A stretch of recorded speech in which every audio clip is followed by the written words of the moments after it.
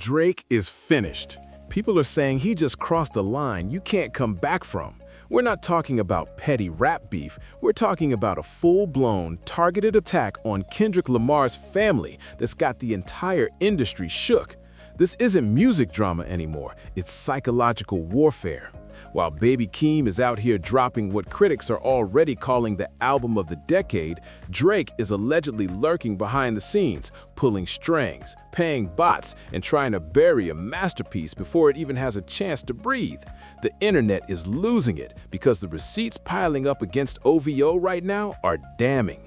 If you thought this beef was over, you have no idea what just started. Everyone thought they had the story figured out. Baby Keem drops his album, Drake drops his McDonald's meal, 2 releases, same week. Coincidence, right? Wrong. That was the surface story, the one they wanted you to believe. But new evidence just dropped that flips the narrative entirely. We're talking coordinated attacks, paid propaganda, fake insider accounts, an entire operation designed to sink Casino before it even hits. And the timeline? It's too perfect, too calculated, too desperate. The whole narrative is twisting now because people are connecting the dots, and those dots lead straight back to Drake. Let me break it down. February 20th, 2026, Baby Keem drops Casino, an album 5 years in the making. Critics are calling it generational. Fans are crying listening to tracks like No Blame. Real hip-hop heads are celebrating actual artistry. But within hours, something sinister begins. Propaganda pages flood social media, pushing the exact same narratives, the exact same lies like they're reading from a script. Casino is a flop. Keem copied Drake's rollout. The album is mid. Think about the timing. The album hasn't even been out 12 hours, and suddenly there's a wave of coordinated negativity. That is not organic, that is manufactured. Fans online went full detective mode because something felt off. They started tracking accounts, checking post histories, analyzing follower patterns, studying engagement rates. These people went full CSI. What they found? Most of the accounts pushing anti-Keem content had one thing in common. They all posted pro-Drake content religiously. Some were brand new accounts. Others switched overnight from fashion or sports posts to exclusively attacking Casino. The coordination was undeniable, but it gets crazier. Let's talk rollout comparisons, because here's where Drake's team really showed their hand. They're claiming Baby Keem copied Drake's Iceman rollout, the listening parties, the stadium events, the live streams, except that's a complete lie. The proof no one's talking about? Baby Keem worked directly with Kanye West during the Donda era in 2021-2022. He was literally there when Kanye pioneered the modern listening party, the Mercedes-Benz stadium events, the Apple Music live streams, the theatrical presentations. Keem learned from Kanye, not Drake. Drake, if we're being real, copied Kanye's format for his own releases. So now, Drake's camp is accusing Keem of copying Drake when Drake copied Kanye, who actually taught Keem. The mental gymnastics here are insane. Alright, here's where it gets really interesting. Baby Keem's actual influences are clear and undeniable. Kendrick Lamar, his cousin and arguably the greatest rapper alive, taught Keem vulnerability, storytelling, and how to make music with substance. Kanye West gave him direct lessons in album rollout innovation and artistic presentation. Andre 3000, one of hip-hop's most abstract and creative minds, shaped Keem's experimental approach. And Drake? Zero. Nada. Nothing. In fact, no artist has ever credited Drake with teaching them an original technique. Drake has always been the student. He observes, absorbs, and then acts like he invented it. But the evidence doesn't stop there. TMZ and social media detectives uncovered something suspicious, an account called Insider Hub. For months, it was leaking album info, Baby Keem's rollout details, J. Cole tour dates, Kanye and Travis Scott info, seemingly just another leak account. Except fans noticed something odd. Insider Hub never leaked Drake's info. When pressed to reveal details about Iceman, the account deactivated, completely vanished. And the timing, right before Drake's team began posting Iceman promos. Fans are convinced Insider Hub was actually run by Drake's team, a covert tool to sabotage competitors while protecting his own releases. The plot thickens.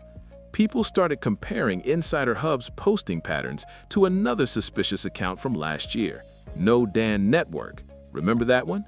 It was exposed for fabricating invoices to try to frame Kendrick Lamar and UMG.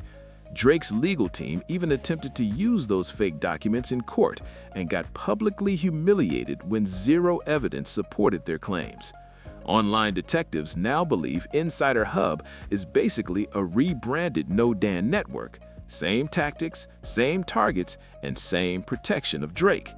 Analysts have been comparing posting timelines, language patterns, and stylistic fingerprints, and reportedly, there's an 87% match rate.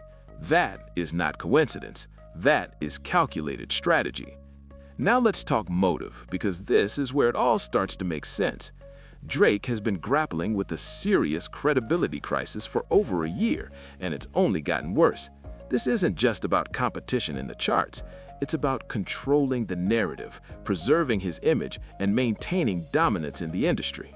And if this coordinated sabotage theory is true, it shows a level of orchestration in Drake's team that the hip-hop world hasn't fully processed yet. Exactly. When you put all the pieces together, it starts to paint a picture of real desperation. Drake isn't just losing the cultural battle, he's losing momentum, influence, and potentially even financial security. May 2024, Not Like Us drops. Kendrick Lamar doesn't just win a rap battle, he undermines Drake's entire persona. His tough guy image crumbles, his credibility takes a hit, and the public begins questioning his artistry. From that moment, every move Drake makes is under a microscope. Streams are down, cultural relevance is slipping, and the comparison to Kendrick and now Baby Keem keeps getting harsher. Fast forward to 2026, Baby Keem drops Casino, an album that critics are already calling generational. It's thoughtful, nuanced, and deeply personal, the exact opposite of what Drake is putting out. Meanwhile, Drake is still stuck hyping Iceman with cryptic posts and delays, because he knows if it drops mediocre, the damage would be irreversible. So instead, he leverages every tool he has to suppress competition: propaganda accounts, coordinated leaks, negative campaigns, all designed to undercut Casino before it can even breathe. The McDonald's collab? Symbolic. It's a literal embodiment of the cheap, mass-produced, quick consumption criticism that fans have been throwing at him for months, and he doubles down on it. And the financial angle amplifies the desperation. Reports suggest Drake's spending hasn't slowed while revenue streams are dropping. Private jets, Toronto mansion, entourage, legal fees from multiple lawsuits, all of it adds up. At one point, he was reportedly earning $50 million a year just from music. But now, with streaming numbers down, failed ventures, and legal issues, his earnings are a fraction of that. Combine that with the pressure of Kendrick's dominance and Keem's rising star, and you can start to see why Drake might resort to aggressive, coordinated strategies just to try to reclaim his foothold in the culture. This isn't just music beef anymore. It's a calculated survival move in an industry where perception, timing, and narrative control are everything. The stakes are enormous, and Drake's moves are telling. This is about more than just charts. It's about legacy, influence, and the fear of being permanently eclipsed. Exactly. What's happening here isn't just a clash between artists, it's a full-on culture war.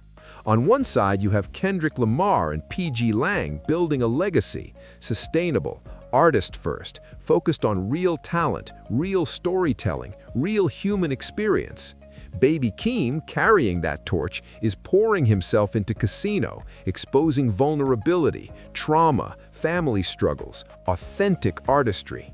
Every lyric is intentional, every emotion raw. On the other side, Drake is operating like a marketing juggernaut, weaponizing influence, algorithms, and coordinated narratives to drown out genuine music.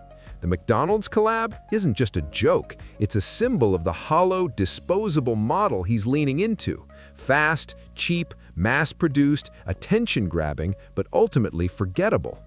By targeting Baby Keem with bots, propaganda pages, and smear campaigns, Drake isn't just competing for streams, he's actively undermining human expression. He's turning someone's art, 5 years of soul and personal history, into a battlefield. And here's the chilling part. This isn't just about one album, it sets a precedent for the culture.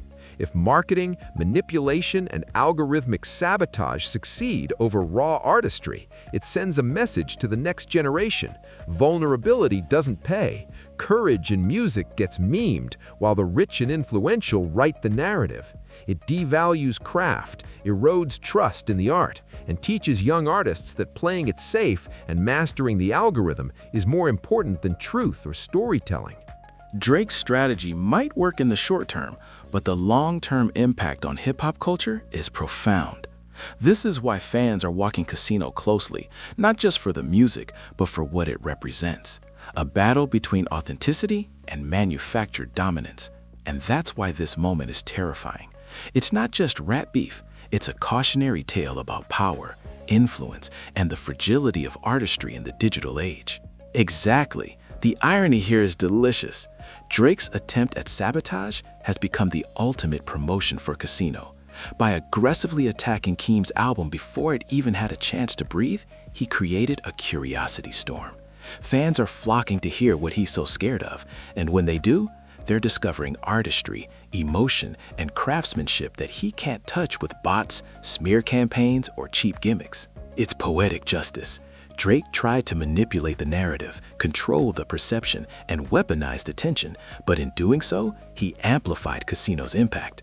Meanwhile, Keem's music connects on a human level, the very thing marketing dollars can't manufacture. As you said, the pound cake prophecy came true. Real music lasts, and all the rest fades fast. Drake's Iceman hype has dwindled in comparison, while Casino is making a cultural imprint that's enduring. The story isn't over either. Rumors of Kendrick dropping a deluxe track in response could escalate this into a full-blown cultural event. This moment is more than rap beef. It's a cautionary tale about authenticity versus manufactured influence, artistry versus algorithmic hype. Fans are now the ultimate judges, and their verdict is clear. Connection, creativity, and truth win over manipulation every time. This isn't just music drama. It's a lesson in strategy, hubris, and the power of real artistry to outlast even the richest, most calculated attacks.